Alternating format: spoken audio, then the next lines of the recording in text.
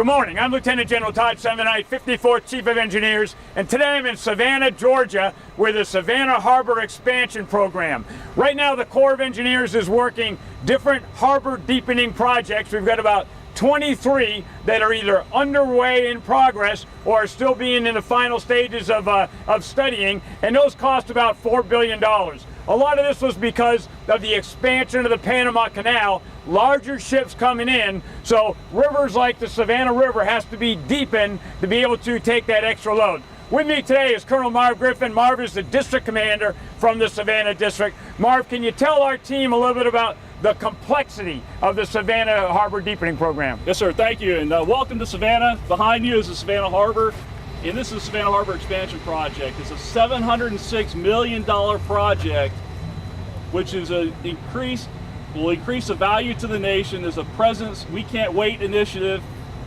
which will be complete over the next 5 to 6 years.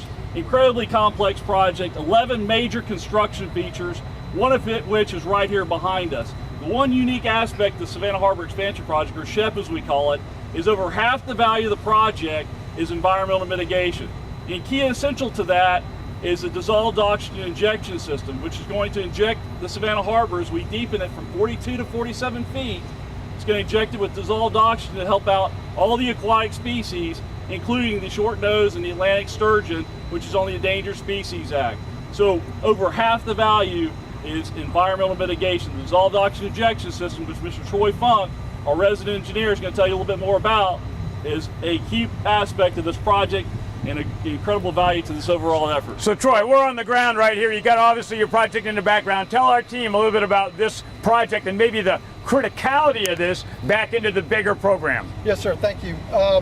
As the General mentioned, and Colonel Griffin as well, the dissolved oxygen plant is a critical piece of the completion of the overall SHEP project. Once this is in place, then that is the key linchpin that lets us then move forward to continue the inner harbor dredging and the follow-on contracts that will end in the final product of the deepened channel. As you look at the map here, the layout, you can see some of the intricacies with the site, but there's a lot of new technology or bigger technology, not necessarily new technology, but just on a bigger scale that we're working through, where we've got the species cones that basically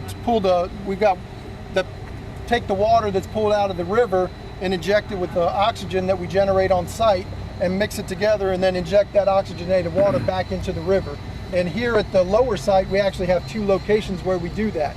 We do that one here on the backside directly into the river, and then we've got one on the back river that's about 1,000 feet that way that we are also injecting.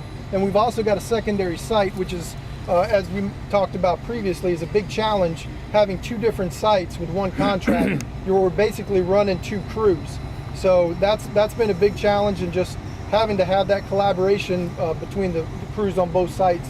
And it's really been a challenge with them being 45 minutes apart, but it's something that we're working through and working hard to get right. So this is tricky. 4,000 pounds of extra oxygen going in the ground every day in the river. Unbelievable project. I want to leave you with 2 big points. Of those 23 different projects we're doing, this is probably without a doubt the most complex. And as the Colonel talked about, we're not only just doing harbor deepening, but we're trying to also make sure we're taking care of the environment. That's what the Corps' got to do, is balance reasonable development along with protection of the environment. And the Colonel talked about here in the river with the oxygen, but there's also fish passages, there's raising historical artifacts that were on the bottom of the river. It's a whole portfolio of different environmental remediation things, so we can make sure that while we continue to take care of the economy and the development of the country, we're always watching out for the protection of the environment. And I will end with one other thing, Troy.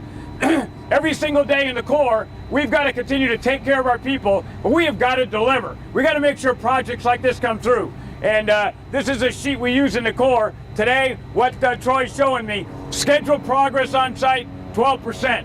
Actual progress, 13%. That's what we need you to do. We need you to make sure we're coming in on time, we're coming in at cost, and we got to make sure that we're delivering quality. Savannah District's known for doing that, and I expect you guys to be able to make sure you're bringing this thing home and getting it back on time. So thanks for the great work you're doing. You're making Savannah strong. We're going to continue to be able to be building strong, and we're going to be an Army strong. Great job, guys. Thanks, sir.